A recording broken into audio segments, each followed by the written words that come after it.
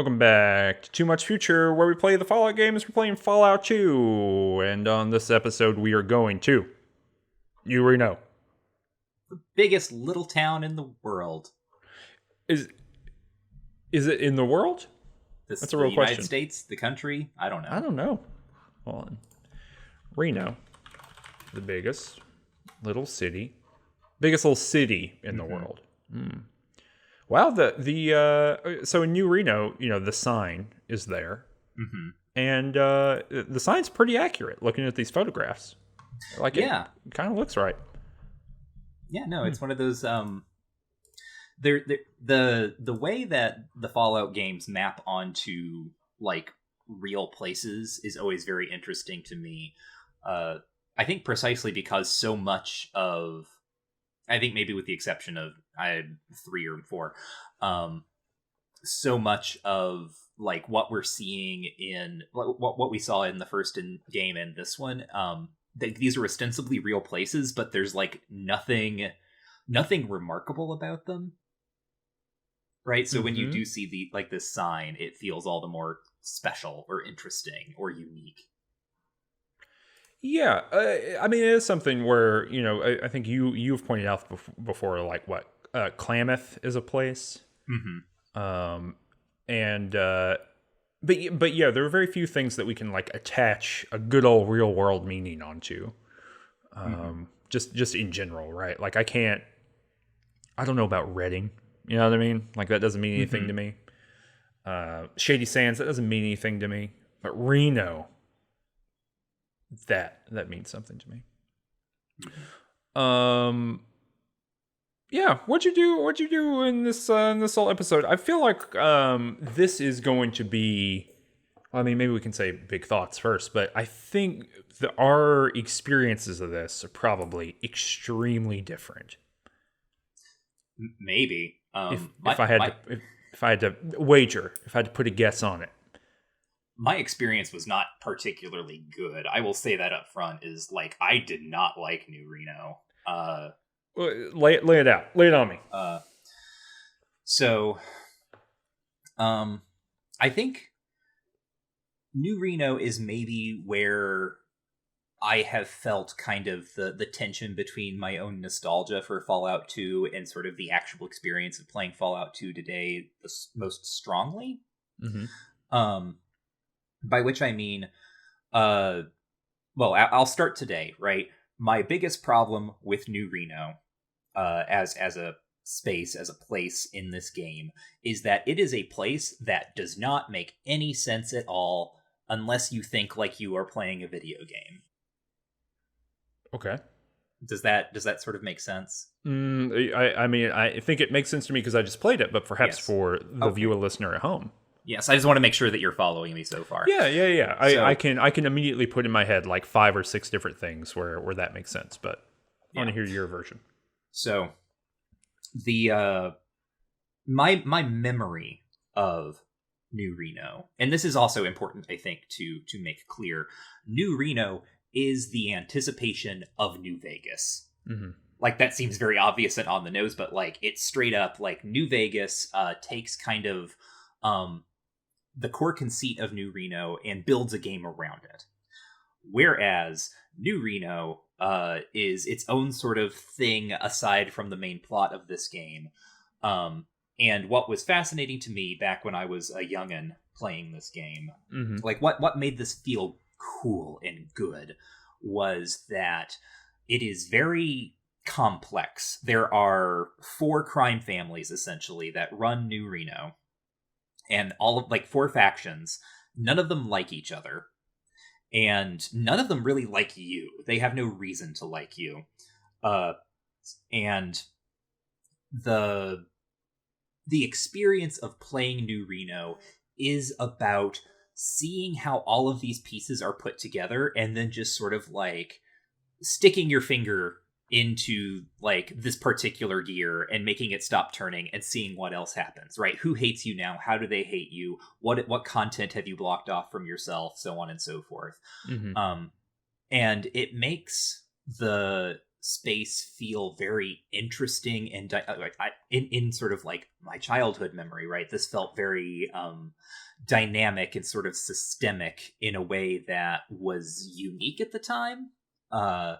And here we are, however many decades on, and it actually feels very crude and frustrating to deal with in any way, having seen kind of these ideas in more refined and more elaborate and more intuitive forms. Basically, I kept getting everyone in the town aggroed at me, right? Like that's a thing that happens here. Is it is very easy to just turn an entire faction of the town against you. And when I say the entire faction, I mean the entire faction. So, oops, I'm in combat, and I'm not just in combat with the person that I accidentally said the wrong dialogue option to. I am in combat with everyone else in their faction, and there are like 30 of them on the screen. And because of how the combat system in this game works, I have to wait. If I choose to like play through this, I have to wait for all 30 of these enemies to like laboriously make their way to the room where I'm standing so I can fight them, and it is not fun. Right? Yes. And I've got a great story about that later. So, my memory of this is like, it's interesting because I think that memory is true, right? I think when I played this, when I first played this, like it was real. Like there was nothing else like this. And at the same time, it feels very antiquated and superseded at this point. And I'm not going to say that means like no one should play Fallout 2 or no one should like go to New Reno.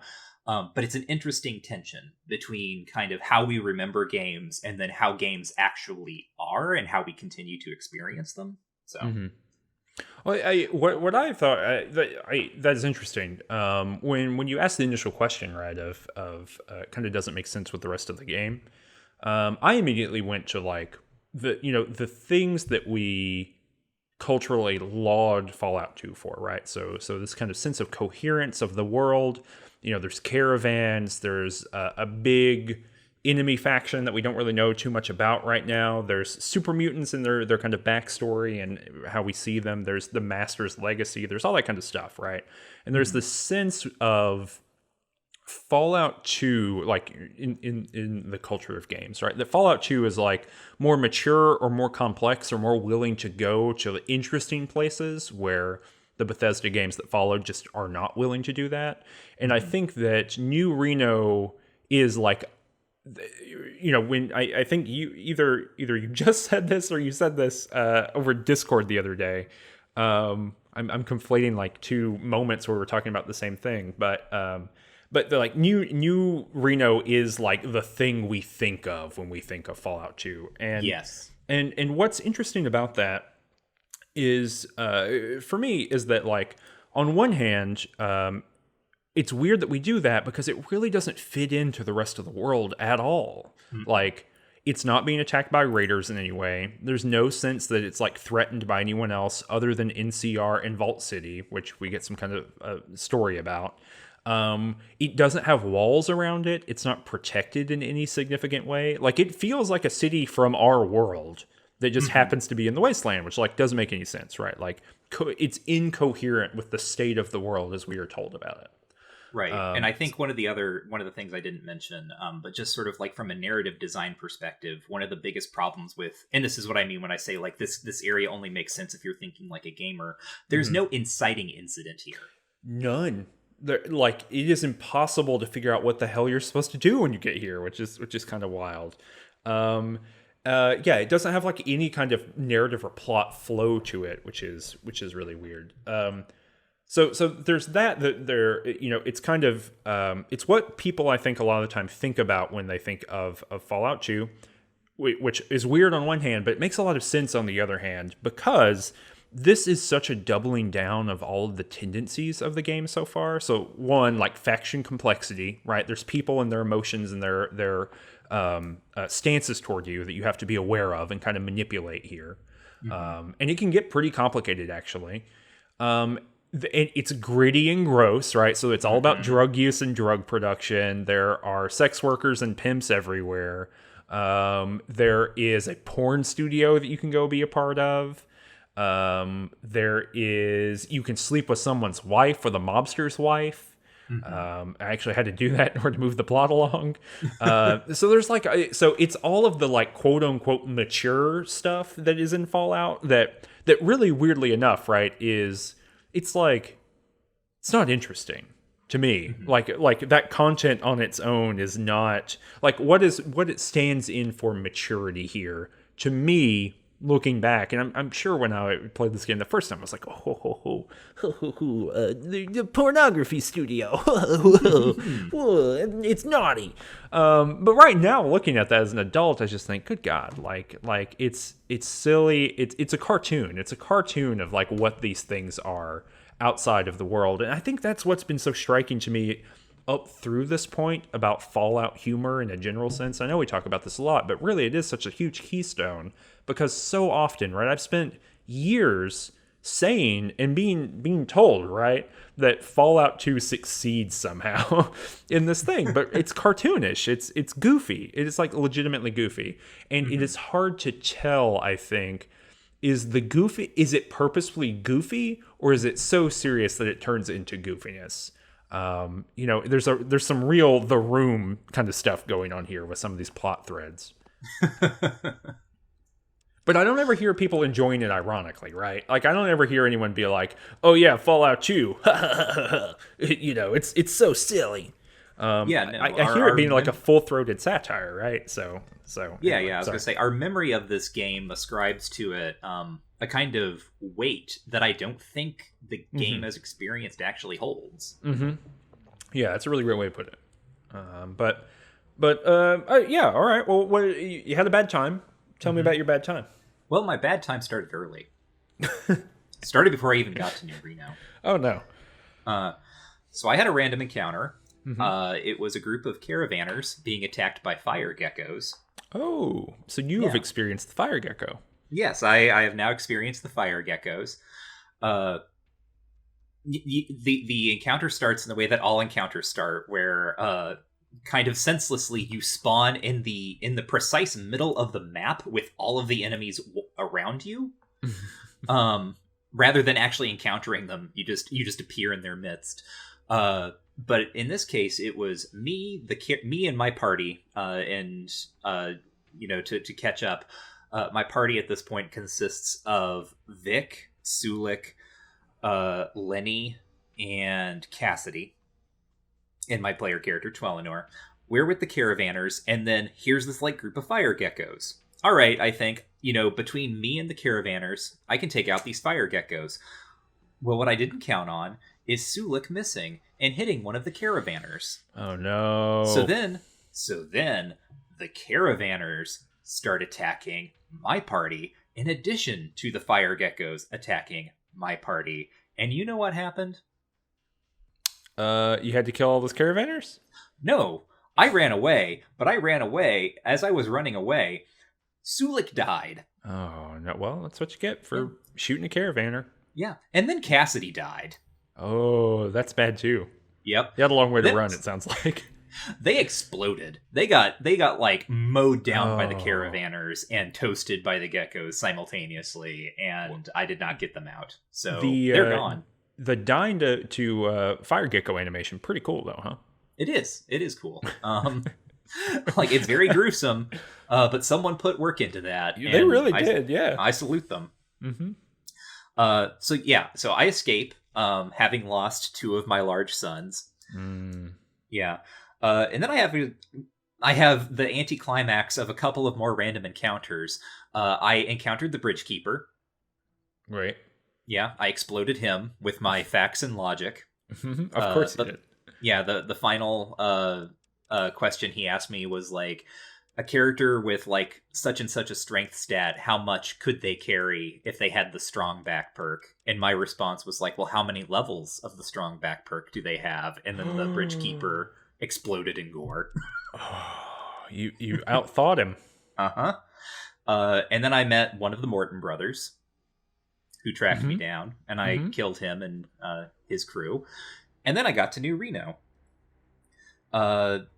New Reno is very funny at first, at least, because again, this city it's not as burned out as other places we've been, right? A lot of the buildings are still standing, like casinos are still standing, but everything is like covered in graffiti, and all of the graffiti is stuff that says like "Jet rules," which is the future, the version of meth in this alternate history future that we live in, and it's just amazing to me to think of like that's what people feel strong enough to graffiti on the walls here, is just like how much they love the drug that they're addicted to. Look, sometimes you love meth. I don't know what to tell you.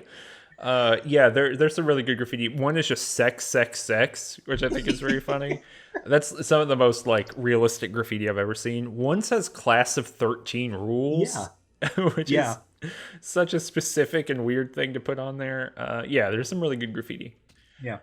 And the first person you meet, well, you start out, you're like outside of this building called the Cat's Paw, which turns out to be a brothel.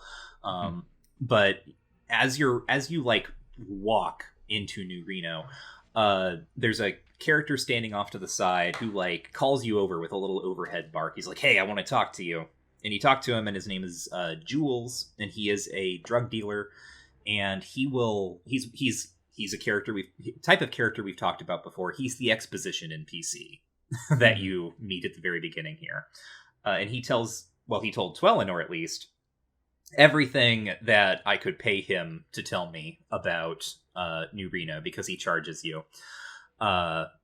And basically he told me what I've already said, which is that there are 4 crime families who are in charge of this city. The Mordinos, led by Jesus and his son Jesus. There's Big Jesus and Little Jesus. They used to be slaves, but like, you know, worked their way up through the social ladder and became their own crime family. Ooh, yeah, a lot going on here already. It raised the question of like, how does one cease to be a slave in this world then? Like, what is going on?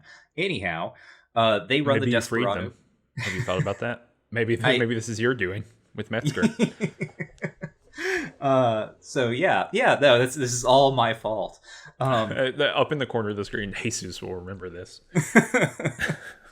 They run the Desperado Casino, and they are the family that controls the jet supply. Like, jet is something that, not that they invented, but that like they control the means of production of jet. So that's their deal. Jet was created for them by someone else who, I mean, I met at least. We'll talk about him, I guess. Then there's also the Salvatore family. They are the oldest family, and they're kind of the most traditional mafia family. Their deal is that suddenly, a couple months ago or whatever, they had energy weapons, which is not a thing that anyone has in the wasteland, right? But suddenly they have weapons that shoot lasers, and that's interesting. Where did that come from? They also recently massacred a bunch of men who worked for the third family, the Bishops. And what we know about the Bishops is they also have a casino. And I'm trying to think what else. My notes here. So my notes here are Bishop and his bisexual wife. It's true. He does have a bisexual wife. That is factually correct. Yeah. So Bishop is like, I don't know if he's like the newest family, but I mean he's there. I don't know what he controls exactly, but he's in buddy with the NCR. And we have a quest that we're supposed to turn into him too, or I do. Oh, that's right. Yes. This is the guy that you're supposed to turn in your briefcase to if you talk to Thomas More in Vault City. Yeah. Exactly. Yeah. So just for context, that's the only faction I know about coming into this, right? I only know about the Bishops.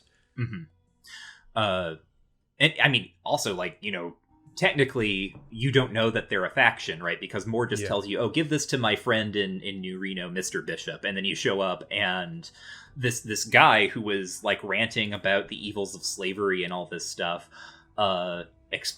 turns out to be a mob kingpin. But what Jules tells you also is that like he's got a wife and it's unhappy, right? Like they don't have a happy relationship, and they both sleep around on each other, which is a very kind of like hard-boiled detective noirish trope. And then there are the Wrights, who are the fourth family, and they are the only ones I get. Jules says they're the only ones who are actually family, as if he didn't just tell me about the bishops, who by all means appear to be family, but then it turns out he means it literally. Like, everyone who works for the Wright family is like one of their kids. Yeah. And the joke is there's like 35 of them. Yes. And they're all adults too, which is also very funny to me. Yes. And they control alcohol, right? They control the distilleries. That's kind of their deal. So yeah, Jules just tells you, like, here are all these people, like, welcome to New Reno. And when I say, like, there's not an inciting incident, this is what I'm talking about, is that there is not really anything here that lets, like, from a role-playing perspective, because this is how I try to play this game for the most part, like, Eleanor does not give a damn about any of this. Like, there's no reason for me to interact with these characters, because it's not like there are really problems to be solved. Like, sure, there are things that are happening, right? Where did the Salvatores get those energy weapons? But, like... Yeah, there's no... You know, if Jules had been like, I hear the Mordinos, right, literally right there, are looking for some people to do some dirty work for them, I would at least be able to be like, all right, well, that's where I'm supposed to go. There's none of that. You just have to kind of wander around and talk to people until you kind of figure out what you want to do. And New Reno's big. I mean, there's what, 6 screens or 5 screens here? It's probably one of the bigger places that we've been to in the game. Certainly the biggest city, I think. And I think it's the same size, maybe, or even maybe a little bit bigger than Vault City. But yeah, I just wandered around. So I beeline to Bishop, right? I was like, hey, I got a quest turned into you. And he was like, thank you for the suitcase. I have another job for you. And I was like, okay, great. So this is the breadcrumb into the thing. And his quest was like, all right, I would like you to go to NCR and kill a man. But it can't look like a murder. It has to look like an accident. Bye. Yep. And I was like, well, what the shit, man? I'm not going to NCR. I'm like doing this for the content, that we're doing for the podcast. And also, I've tried to go to NCR before, and I was murdered constantly. So I'm not doing that again. I need to level up. And so then I had to wander around. I eventually ended up starting working for the Mordinos. I mean, how did you do it? Well, I did the same, where I went to Bishop and gave him the thing, and then he was like, great, thanks, go to NCR. And I was like, god damn it. That's how I really felt. I was like, fuck you. God. So I did that, or I didn't go to NCR, right? But I did that. I got that little thing. And actually what I said was, again, role-playing, Tweleanor tries to be a good person. She thinks of herself as a good person. And what Bishop wants you to do is go to NCR and kill someone. And Tweleanor is just like, no, I'm not going to do that, right? Because there's no moral weight behind, like, killing someone for a crime boss. He doesn't give you a moral reason. He's just like, this is someone I need killed. So just like, no, I just didn't do it. I refused. Then I talked to his wife. And his wife, Leslie, as Jules informed us, is not particularly discerning in terms of who she takes to bed. So this is interesting that I guess Tonk also slept with Leslie. Oh, Tungsten had a whole the bishop scenario went a lot of different ways. Okay. All right. Well, I figured since we have previously established that Tonk doesn't know what sex is, I was like, well, okay, like, here we go, Tweleanor. It was more about moving the plot along than it was about anything else, to be frank. Well, so then what happens is you talk to Leslie Bishop, and she does not like her husband, right? She's like, and again, right, this is a trope pulled straight out of hard-boiled crime fiction, out of noir film, which is the dissatisfied trophy wife of the crime lord.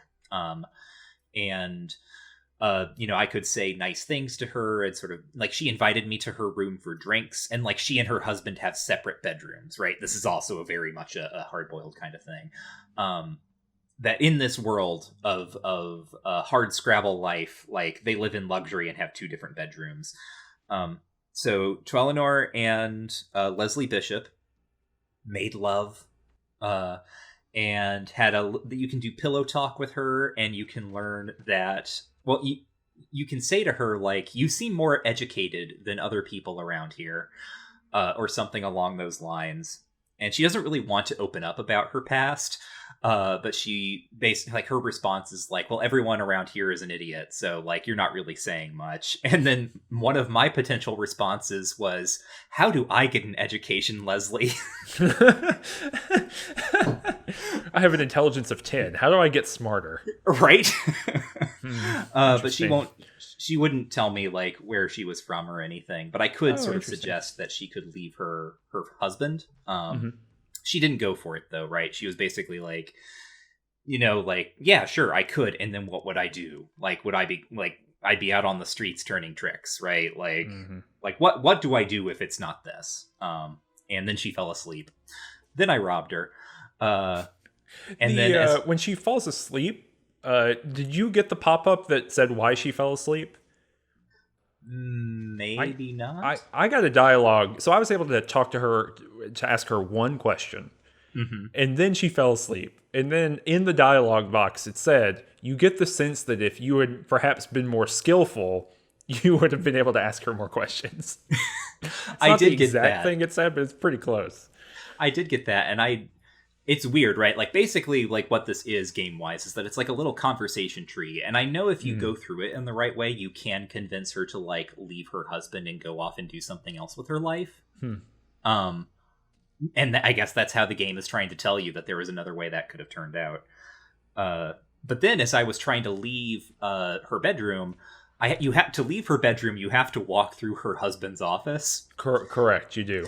And when I did that, he was like, hey, so, just noticed you walked straight out of my wife's bedroom into my office. And he uses what this... of it?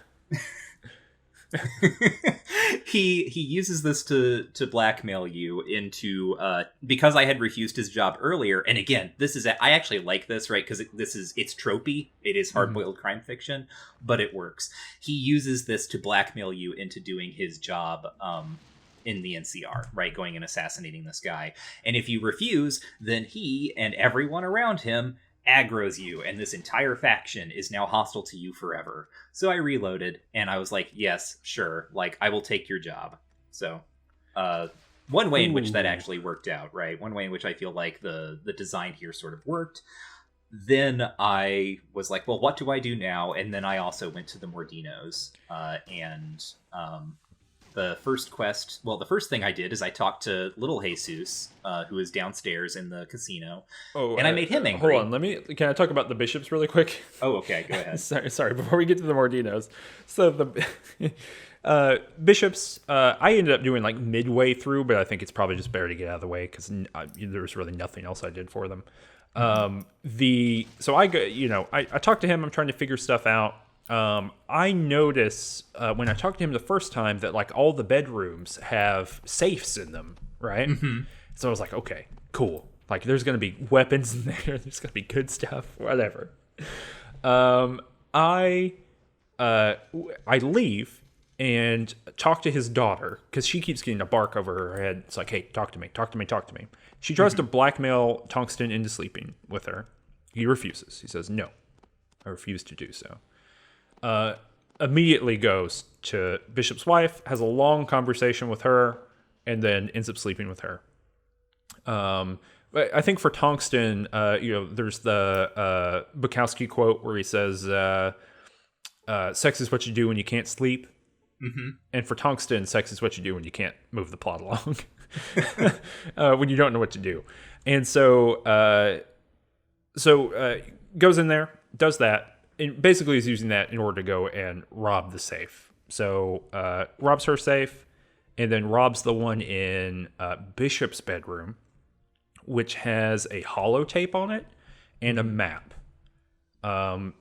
These basically both confirm the stuff that we saw before, which is that Vault City is being attacked by raiders that are at the behest of New Reno. And I think even there's like another piece of it that I'm. Oh, NCR is doing it. They're behind it. Did you see this? No, but it's something that I vaguely remember. Okay, yeah. So the I think it's the map that tells you this, but yeah, NCR are financing Bishop to go and do military attacks against Vault City, presumably to like force Vault City to do something. Right. It's to weaken Vault City, or like at least make them scared enough that they will capitulate and be incorporated into the NCR. Mm-hmm. So when you do that, when I open up the safe, it explodes and knocks me down. Doesn't do a lot of damage, but that means that Bishop's guards come and attack me, and Bishop attacks me. Cut to me spending 1.5 hours fighting my way out of the Bishop's casino. But here's the thing, Michael. Because I've got Cassidy and I've got Vic with me. We're doing fights. Cassidy's got a combat shotgun. I have a laser weapon at this point by the time I do this. Vic's got, I think, a combat shotgun too. He's got a couple different weapons he cycles through because I don't have a lot of ammo. And but so here's the thing. I don't have that many healing supplies. And enemies don't follow you up and down staircases, right, to different zones. And so what I would do, but when you attack them and you hit them and you go up to the next zone, their HP doesn't reset. Their HP stays the same.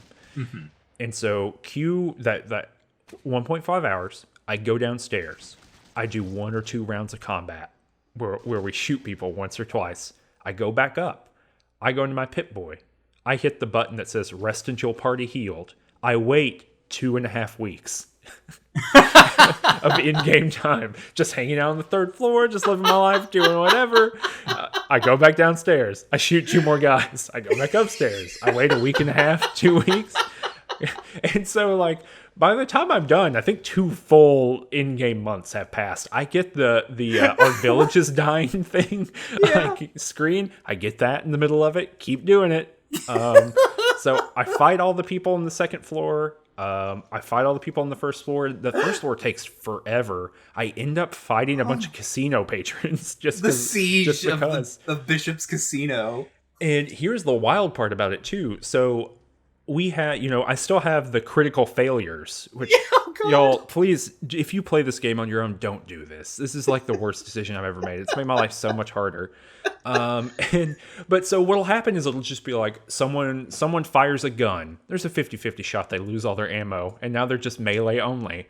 There's a 50-50 shot they just kill somebody else, like a casino patron. At one point, I was shooting at someone, like the bartender, and I ended up shooting the comedian who's like behind a cage. And so it's just like awful bar brawl kind of nightmare scenario. But eventually I got out of it. I defeated the bishops. I got a lot of experience for doing that. And then everyone pretended as if that didn't happen. I just went off along my merry way. But that's how the bishops in total ended for me. So I never went to NCR. I'm not going to do that mission. All that kind of stuff. Oh, okay. Yeah. You were talking about the Mordinos, though. Yeah, so after this, I'm like, well, what do I do next? Gotta find some content to farm. I go to the Mordinos, and I talk to Jesus Jr., or Little Jesus, and I make him angry at me, and then all the Mordinos aggro me, and then I'm like, oh my god, I'm not going to fight an entire casino's worth of people, so I reload. And then I go upstairs, and I meet Big Jesus, who is, of course, the boss, and he is a guy who does not look well. Like the way he's described is like he's always like he's like sweating and wheezing and so on and so forth. Yeah. He seems to be in poor health. Yeah. And he gives you a job to deliver a briefcase or something like that to one of his contacts outside of town at an old set of what they call the stables. And I'm like, yeah, sure, okay, right? Like, whatever. Again, right? Like, from a role-playing perspective, I just have no reason. Like, Twellinor has no reason to do any of this, but I'm going to do it. I go out to the stables. It's like it looks like a sort of weird old military base, or like at least 2 old garages or something. But you have to deliver this briefcase to, I think, a guy named Ramirez. Yeah, I think so. Yeah, Ramirez. Yes.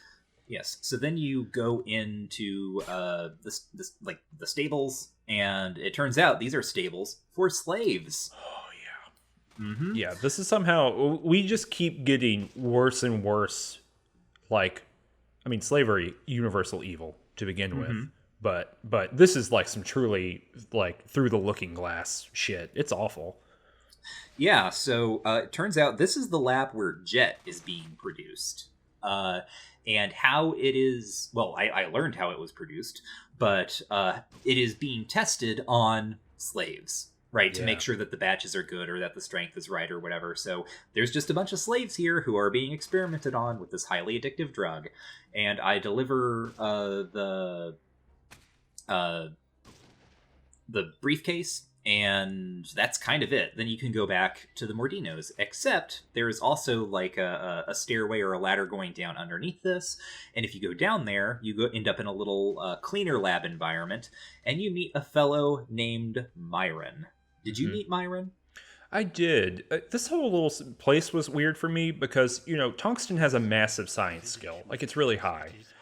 But so I was like trying to figure out, because like I could have a conversation with someone here that was like that clearly I could get part of, where she was like, oh, so you're a pharmacist? And I was like, yeah, of course I'm a pharmacist. And I could like look at a document, but the game was like, you can't get enough out of it or you don't understand. And I have like a 105% science skill. And so I actually looked it up. I was like, gosh, I feel like there's something I could be doing here. And sadly, I think that Tungsten has the required science skill for a lot of like dialogue options around science, but not enough intelligence to see the dialogue option. Huh. Which is like some like real like Jacques Rancière kind of shit, right? like I know science inherently in my mind. Like I'm good at science, but I don't know the words to say to let other people know that I know science. It's just like, whoa. Which kind of sucks, because I thought it would be fun to like have, you know, this like real strong weird character who was just like good at science and energy weapons, and it looks like the game just will not let me access the dialogue options, which is unfortunate. But I did go down to meet Myron and didn't have a very productive thing because A, I thought science would allow me to have a cool conversation, but B, the game's not letting me see it. So what did you? I'm sure you got to have a weird convo with him. Yeah. So because I am a woman. In game, Myron is extremely creepy to me, right? Myron does nothing but like make come-ons toward you constantly if you're a woman. And to like give you some idea of who Myron is, he is a Quentin Tarantino character. Like straight up literally. He is. Yeah, that's I had not put that together, but he's like a know-it-all 19-year-old hyper edgy nerd. Yes, exactly, right? And I don't even mean that as like a bad thing, right? It's just like, it's one of those things where it's like, I can see quite clearly kind of the cultural matrix out of which this character comes, right? The cultural moment. So he's this pasty, sort of bug-eyed, little, like, he's a prodigy, right? He is just a kid. It turns out, again, if you kill him, you get the child killer perk. So he does count as a child within the game's larger structure. Interesting. Yes. So I did that in a time that never was. He doesn't like slaves. He thinks it is completely fine to just murder tons of slaves to protect, or not protect, but to perfect his jet synthesis. And this was the point where like I did the real role playing thing and was like, Cholinor doesn't like people, like she doesn't like slavers, and you're not giving me a very good reason to like you, Myron, so I'm just going to kill you. And then I got the child killer perk. So I reloaded, because child killer locks you out of a bunch of other crap. And instead, Myron joined my party. I'm going to fix him, Cameron. You're gonna, as they say, stitch him up in the lingo. Yeah. Myron is interesting because he again, I've described his kind of character. He's actually voiced by Jason Marsden, who is a very famous voice actor who is still currently working, and he's good at this. Some roles that you might know Jason Marsden from. He is Max from a Goofy movie.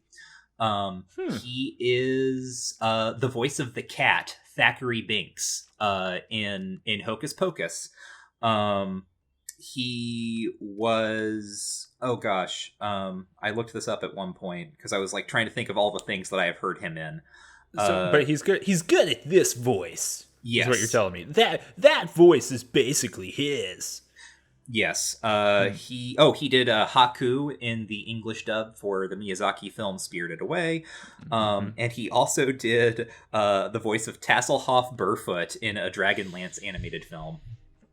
I'm sorry, what? There's a Dragonlance animated film? Yes, Dragonlance, Dragons of Autumn Twilight. Oh my god, hold on. I did not know that. Animated film? Mm-hmm. Holy shit, it came out in 2008? Mm-hmm. The whole thing's on YouTube? That... I didn't know that. All right. I figured you would be interested in this, though. We're going to do a Range Touch Discord group watch. Okay. I'll stream it in the thing. We're going to do it. Sounds fun. Yeah, sorry, I'm freaking out. All right. Yeah. Okay, but yeah, I wanted to kill him. I just never got back around to doing it. Yeah. But so no. The conversation I ended up having with him is I learned a couple things. One, Jet. This is actually sort of interesting. What I was hoping to like figure out who the hell Myron was and where he came from, but you don't get any of that. I want to know like how this like little jerk got so good at chemistry, like what was his context. But he just sort of tells you, he like talks and he explains about how his overriding concern, like he wants to make, better and cooler drugs. But it's really hard to make drugs in the post-apocalypse because, and this is his exact phrase, in the new climate, you can't grow a lot of the what he calls the veggies that you need. So like you can't grow opium poppies or enough cacti to get your peyote or whatever. So he invents a kind of methamphetamine, which is now known as Jet, by way of sort of extracting and bottling the fumes that come off of Brahmin dung. So that's what Jet is. And it's like it was something like, I didn't write this all down, but basically there was a kind of chemical agent that was developed pre-war. And in a way, right, Jet was invented pre-war. Like, what happens is Myron figures out how to continue to synthesize it because it is made in some sort of, like, pre-war big stock, and it's like a failure. Like, the army funds it. They don't really want it for whatever reason. It doesn't do what they want. So then they start selling it as cattle feed. Or like mixing in with cattle feed, and then I guess this like works its way into it becomes endemic to the cattle population, and now Brahmin fumes are methamphetamines. Yeah, Lamarckian methamphetamine evolution, of course. Yeah, exactly. Well, so that's that's interesting. I mean, there's some like environmental storytelling. There's like a big book of science like on one of the tables near him. Also, didn't we meet a guy in like Reading or? Yeah, I think in Reading who said he invented meth or Jet. No, we met a guy in Broken Hills who invented Mentats. Oh, Mentats, that's right. Okay, yeah. Okay, yeah, that's right. So anyway, but then Myron also goes on about how he feels like the Mordinos don't appreciate him enough, even though they've given him his own lab and so on and so forth. Everyone looks down on him, and everyone does because he's like a little piece of crap. But I could tell him like, well, you know what would make them really appreciate you if you left them and you joined me. So he did, right? So he joined my party. So now I have another son who is a huge creep. But then I went back to the Mordinos to talk to them. And of course, like, because Myron was in my party, they're like, hey, we are going to attack you now because you're stealing our little drug synthesizer. So I reload. Dang. I leave Myron outside. I go back up to Big Jesus, and this is the point where the game kind of breaks for me in terms of just like my willingness to put up with it. I think to myself, I know what I'm going to do, right? Like each of these families has a quest chain. I don't really want to do them all. They're kind of boring, and I don't care. And Twellinor doesn't like these people. In fact, these people have slaves outside of town. So I killed Big Jesus Mordino. I used Jet on him. and made him have a heart attack. And no one cared. They weren't like, oh, they just didn't say anything?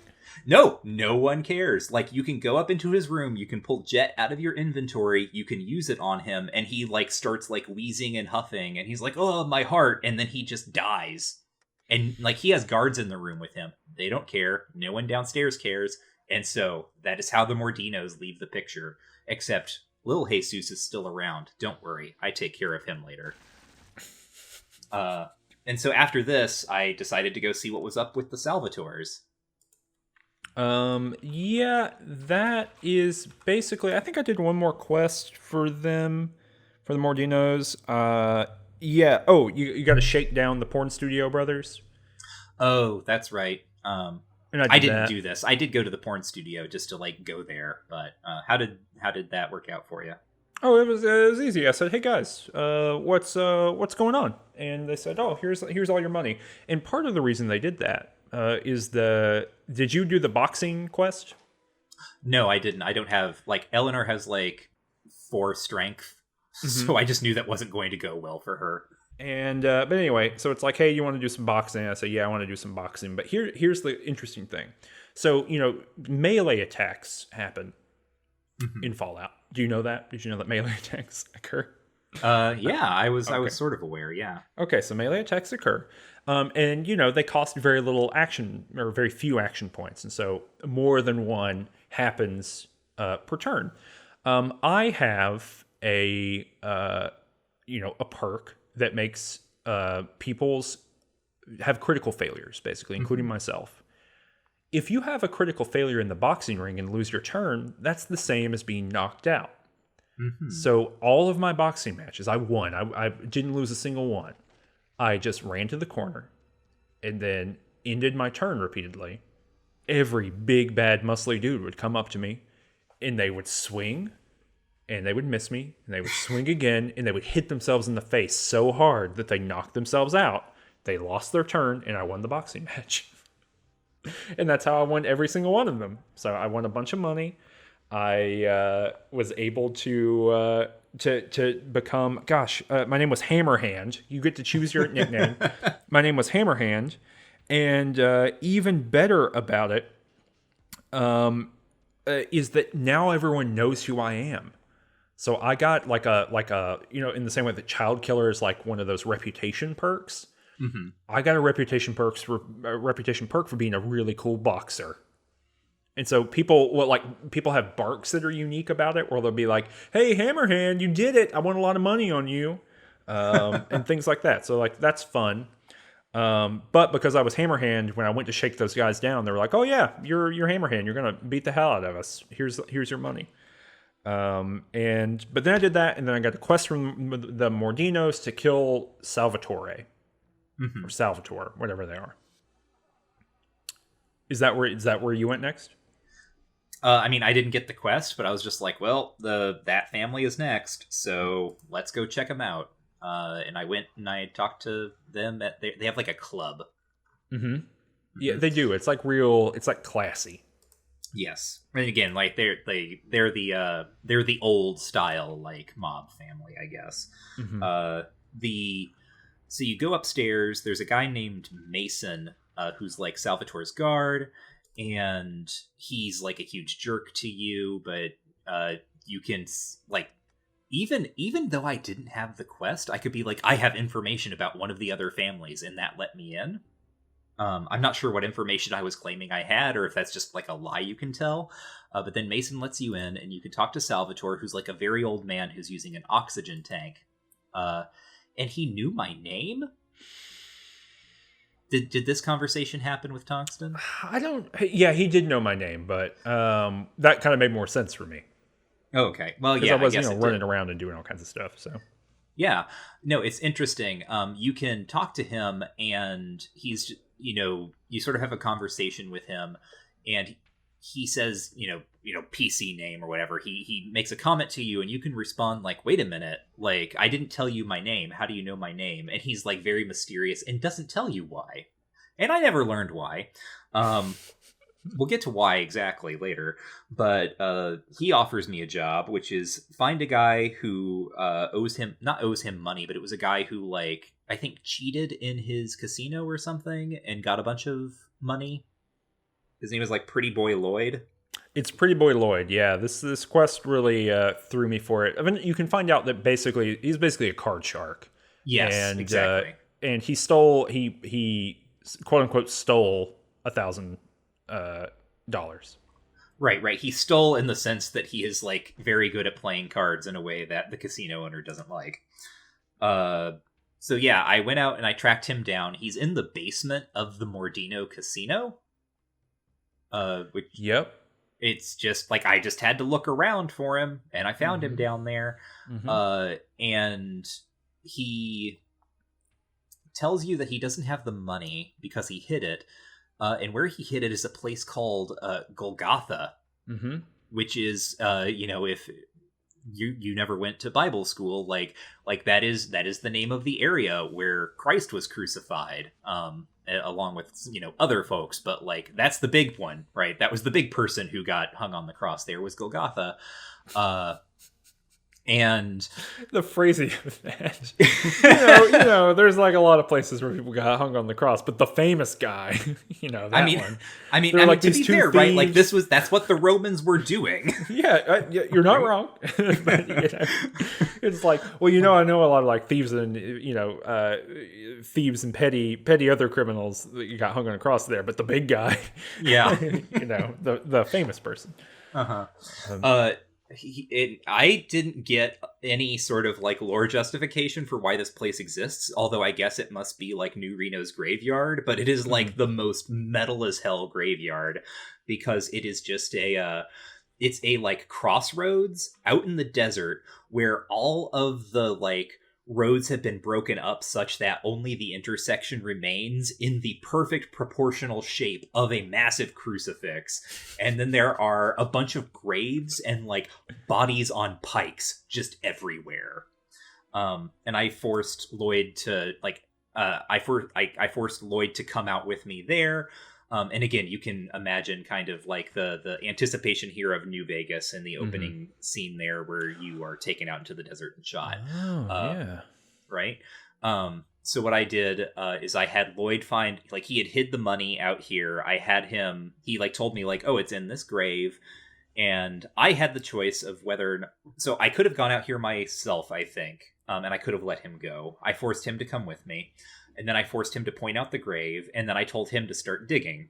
I could have started digging myself, but as he was digging, he dug up a landmine and then looked at me sheepishly and then set it aside.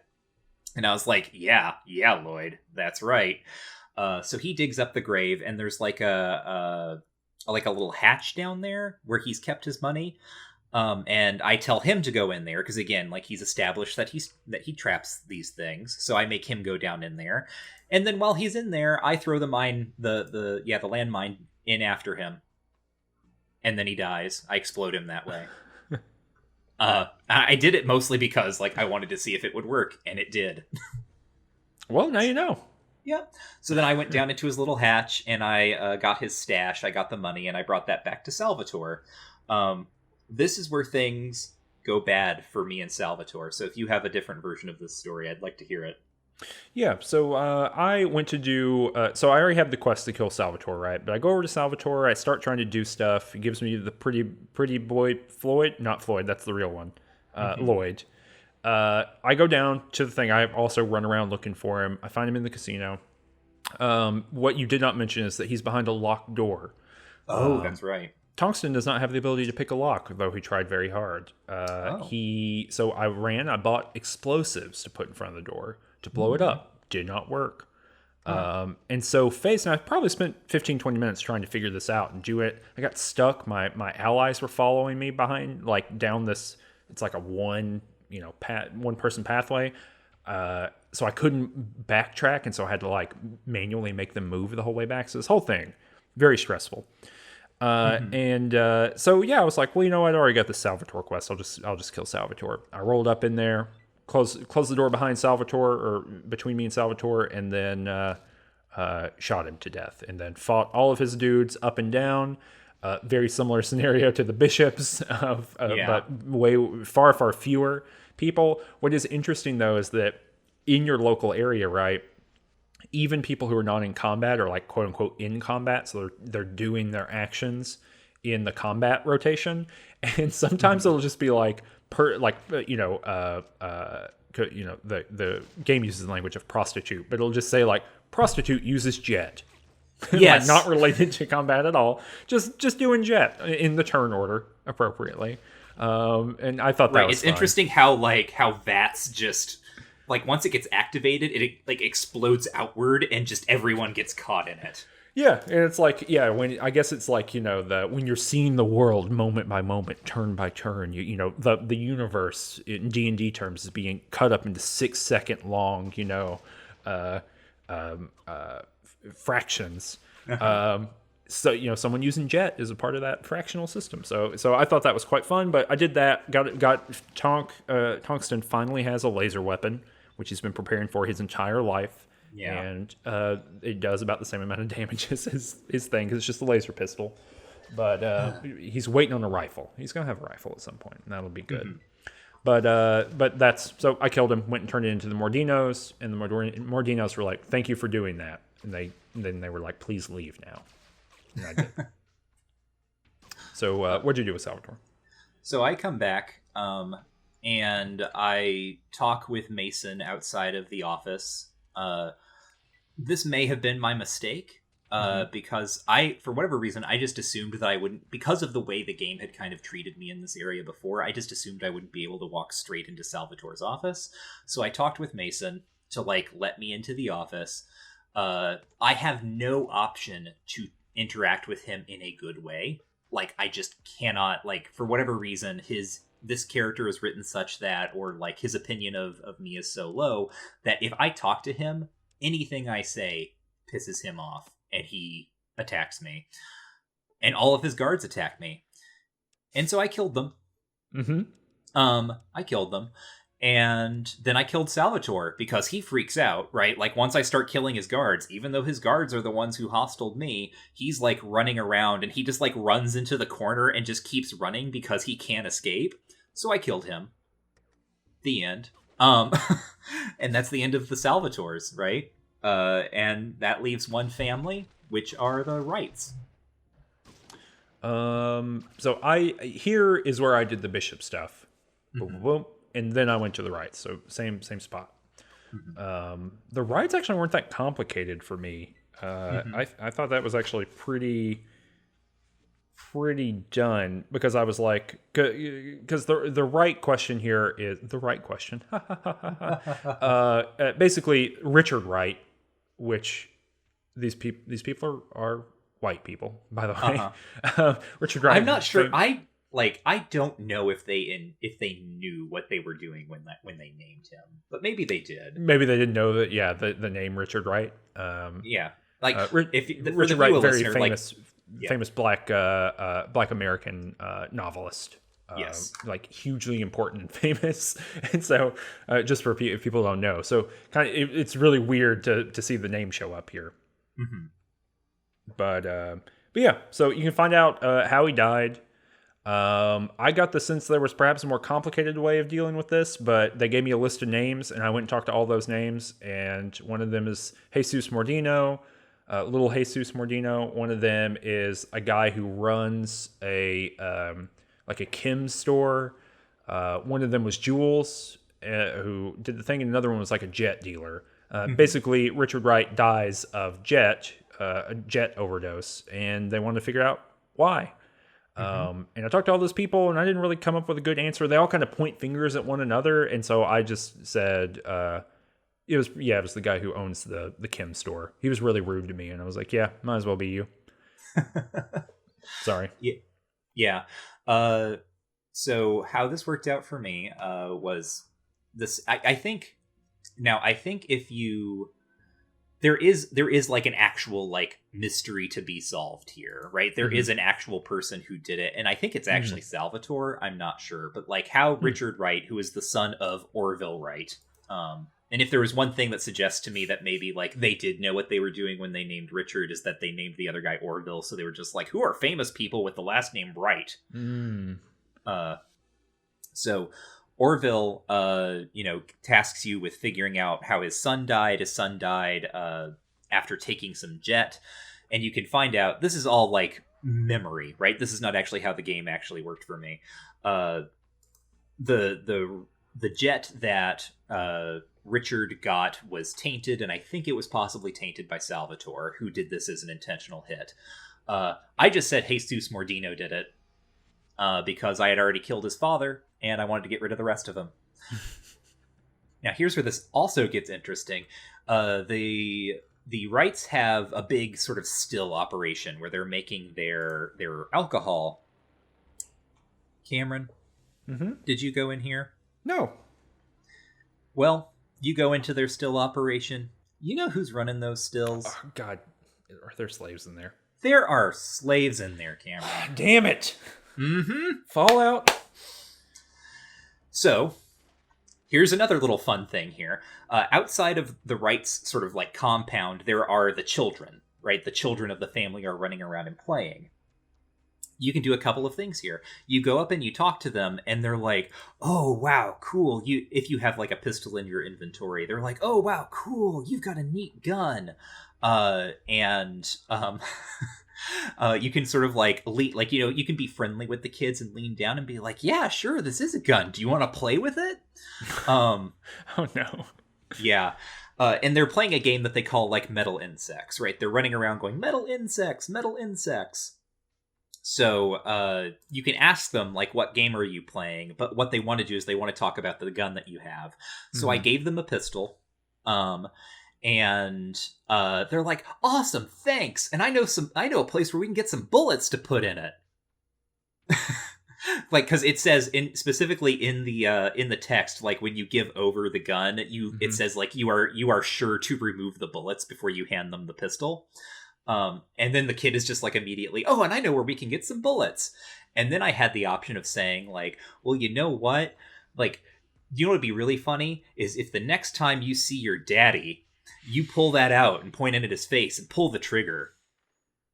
So yeah, that's what I told him to do. And then I asked them, That's now, dark. what's all this? What's all this about, like, these metal insects? So they will finally tell me, because I gave them a gun and they very much like me, and they say, oh, there's this thing that happens in the desert where these big metal insects land, and we've been watching them. And I say, oh, take me to this place so I can see.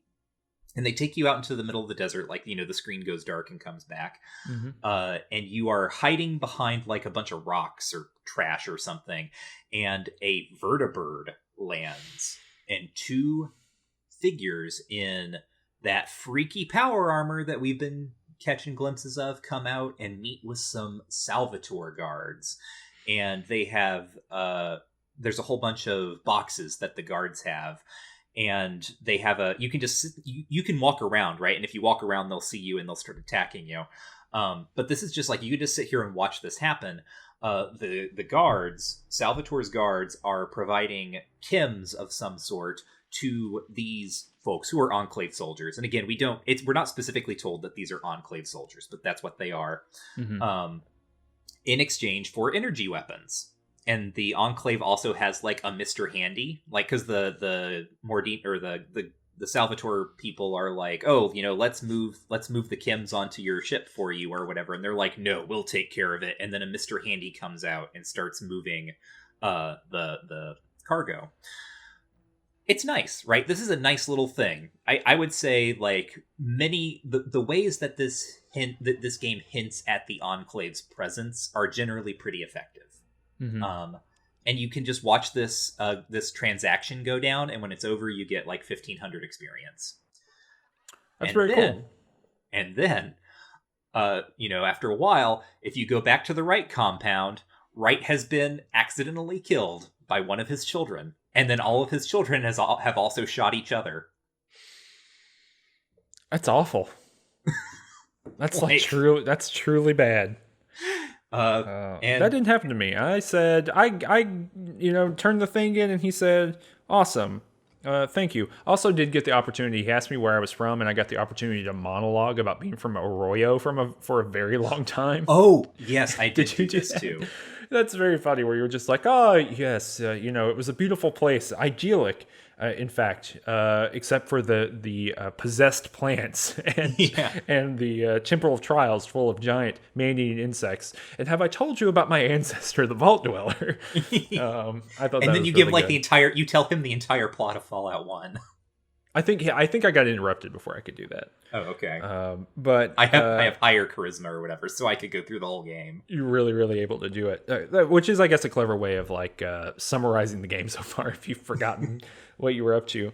But no, so I did that for him, and then he was like, "Hey, what a cool thing for you to do would be to go to this military base. Do you remember this military base?" And then he shows me on my map where it is, and he's like, "I went there when I was a kid, and I thought it was cool. You should go check it out." And so that is what I'm assuming I'm supposed to do next. And I'm assuming it's the same military base, right?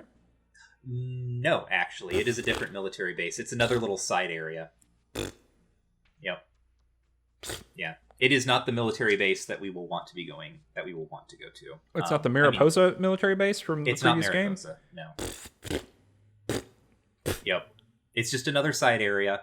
If Wright were still alive, you like this is basically like you can go you go and you investigate it, and then you come back and like talk to him and you get experience for it. And there's other stuff there. I think this is also. I don't think I'm going to do the military base, but I know there's a party member that you can get there.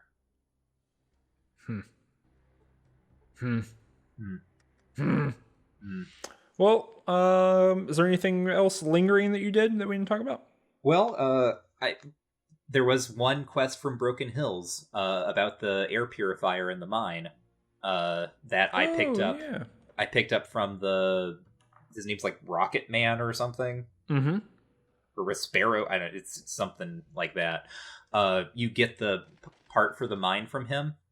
So actually, the last thing I did was after I had decimated the Wrights, decimated all of the crime families except for the bishops, and the bishops are on notice. Dang. The only reason they're not straight up dead right now is because I don't think they had any slaves. So I go back to Broken Hills and I go into the mine, and this ends up being a little frustrating, but not as frustrating as like having to fight 45 people at a time in a casino was. The mine is filled with poison, and like every couple of seconds, it's like poison gas. Every couple of seconds you take like 13 damage or something. And I just kept I left everyone outside because they would have died, and I just kept healing myself. The mine is also filled with giant ants, and there's a death claw in there. But luckily, I tried this enough that I found sort of like the way to get through with like sort of the least amount of combat and keeping my healing supplies. You get to the corner, you replace the piece in the air purifier, and then you're not being hit for it's like 10 to 15 damage or something every time. Talked to Zaius, and Zaius was like, "Thanks for fixing that. Here's something we all pitched in and got for you," and he gives me a sawed-off shotgun. Which is like, oh, okay, cool, thanks. Yeah, thank you. And then I went and talked to Marcus. And I was like, "Hey, Marcus, I solved all the problems in the town. You want to join my party?" And he was like, "You know what? I'm too old to settle down." Yep. And so, having lost 2 people at the beginning of this episode, I have now replaced them with Myron and Marcus. You got a trash teenager and a mutant supremacist in tow now. Yes. Yep, and that's where we leave off. And I guess next time, unless you want to check out the military base, which we absolutely can, then the next time I guess we're going to NCR. Oh God, we're going to NCR. Oh, that made me immediately when you said that, I had you yawn. I was like, oh God, jeez. Well, we've been through a lot of game already, right? This is NCR is kind of like the beginning of the third act ish. Is that true? I think so, right? This is we are barreling very close to the point where we're going to finish the game. I'm trying to think of places we know about where we haven't been yet. We know about NCR. I haven't been there yet. We know about San Francisco. I haven't been there yet. Is there anywhere else? That's really it. The Brotherhood of Steel is somewhere in this game, right? I was thinking about that. I can't remember because I was thinking like, where is the Brotherhood of Steel? We saw them in like that first town, or like that first like act. We saw them in the den or whatever. Yeah, but they haven't really shown up in any capacity since. And they knew my name too. Yeah, and I was thinking, so when Salvatore told me that, that he knew my name, I was like wondering if maybe that was a hook into the Brotherhood of Steel or something. But it actually, since Salvatore had a deal with the Enclave, it actually seems maybe like the Enclave is keeping tabs on the player character too. Spy satellites. Mm-hmm. All right. Well, we'll figure it out. There's that's more I think than we had in Fallout 1, where it was like, all right, I guess we're just doing this quest. Now it's like there are questions to be answered, which is, that's pretty substantial narrative-y kind of stuff. Okay. Well, next episode. I guess in terms of other places that we do have to go, like, there are the old vault locations, right, that are beyond NCR. Oh, I guess that's like kind of what we need to do too. I mean, that we know that Vault 15 is somewhere we need to go.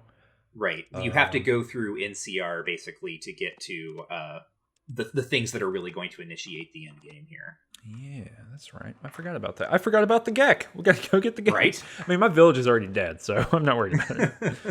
Okay, cool. Well, next episode we're going to go to NCR and, let us know down in the comments or anything we missed here in New Reno.